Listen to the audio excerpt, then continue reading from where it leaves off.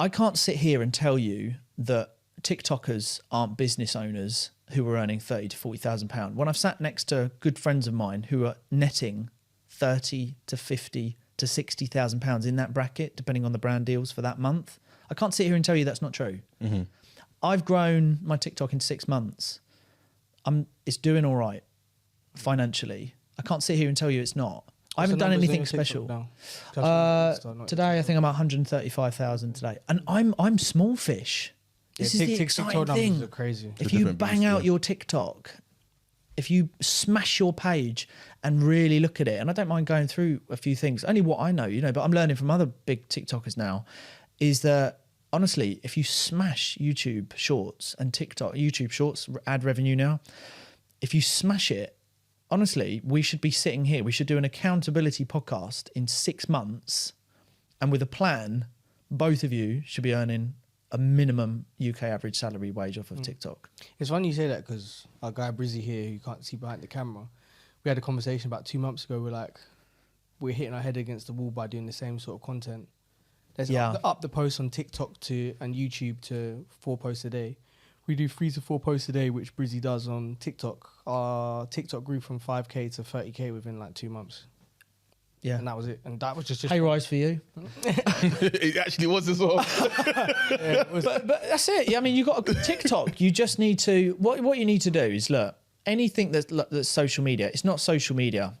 It's a business. It's something that's really exciting. You know, I'm sure you've got friends that would love to do what you're doing, but you're bold and you were the guys that took the action to do it. And that's the other thing is this is hard. We spoke about it earlier as you sat here and you thought, fucking, why are we doing this? Like, you know, the traction.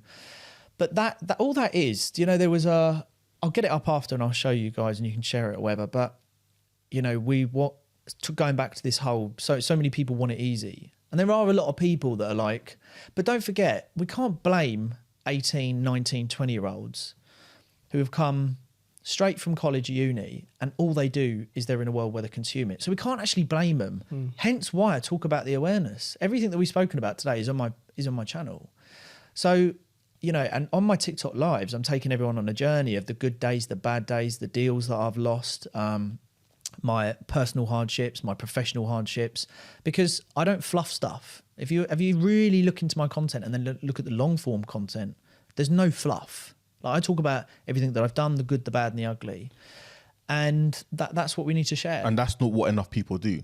Yeah. A lot of people, and especially when it comes to social media, because you're right in saying that this world that we now see has been orchestrated to be a consumer nation. Like, you know, the way the debt economy works, in order for things to be cyclical, people need to be constantly consuming.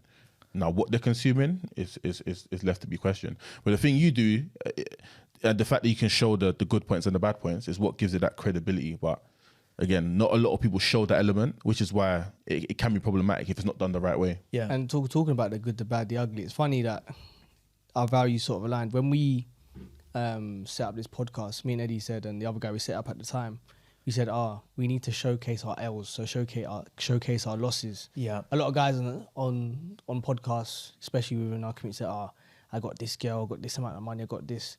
Me and Eddie will talk about stories. We talk about, there's this time that this girl broke her heart. There's this time that this guy made us feel like a dickhead, and there's no like heroism at the end of the story. It's just like, I got violated and I learnt from it. Yeah. And I think that's important, like to bring that human aspect. Not every time we take wins, because then you start ending up in that world of like, for example, I know so many guys who have Rolexes, the nicest cars, but they still live at home with mum, but they just share that. They've got money. Wealth, remember this, wealth whispers.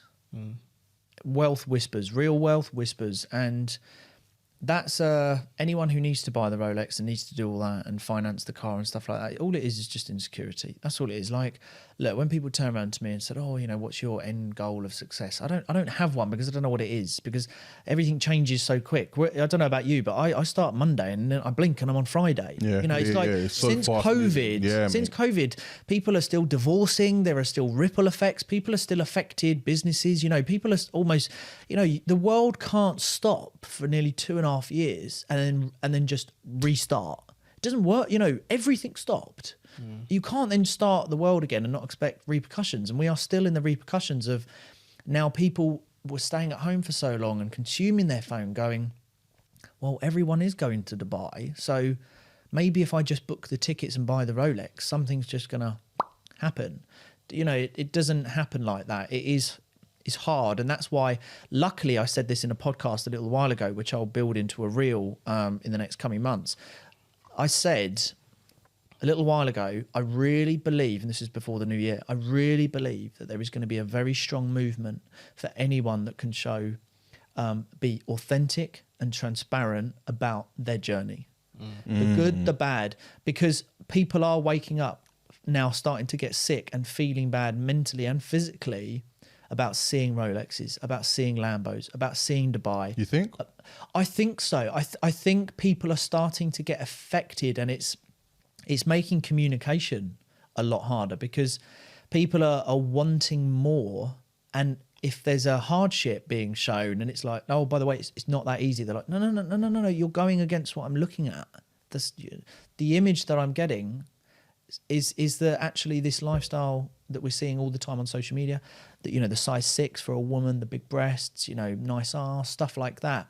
That's how a woman should look, you know, guy, jacked, ripped, you know, it's not like that. What's the idea behind you thinking that it's moving towards that direction?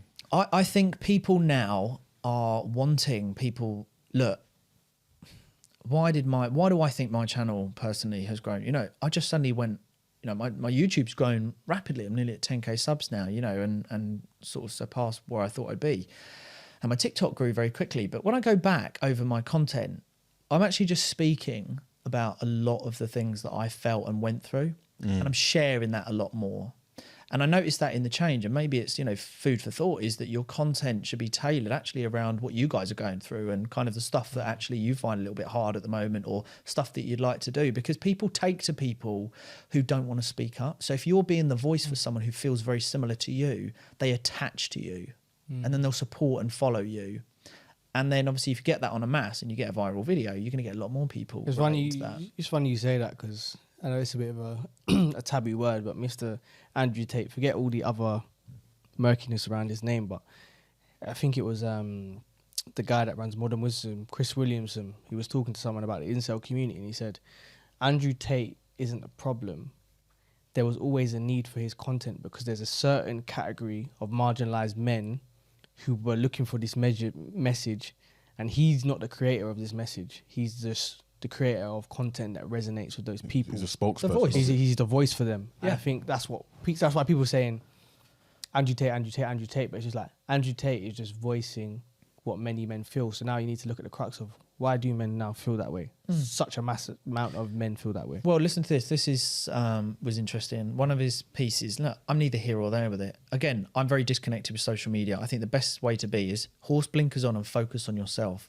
You know, Gary Vee said it nicely. You know, when he was younger and he was building his dad's wine business, people used to say, "You're going to come out and do this." He was like, "No, just leave me. I'm building an empire." You know, and people were like, "Oh, whatever. Come out with." He was just very in his zone. Not looking at what other people are doing. But with this whole Andrew Tate thing, you know, he did touch on a few subjects, and people don't want to admit because they're in denial. So, for example, your partner, your wife, your girlfriend, or whatever, if you send her, he said, I dare you to send her some flowers to work with no name on it, and then when she comes home, see if she tells you about the flowers. How many men want to do that? Because imagine that, you get home, all right, babe, yeah, you? Yeah, not bad. How was your day? Yeah, it was all right. Yours? Yeah, it was all right. What did you do today? Oh, it's normal. Anything else? No, why'd you keep asking questions? But in your head, you're thinking, why aren't she fucking telling me? Yeah. And then he said to the women, he's like, ask your husband to say, let's swap phones for 2 days. How many men are going to do that? Yes, I'm Azine. And a lot of people are like, I'm turning it off, don't want to watch it. Oh, he's such an arsehole, Andrew, such like that.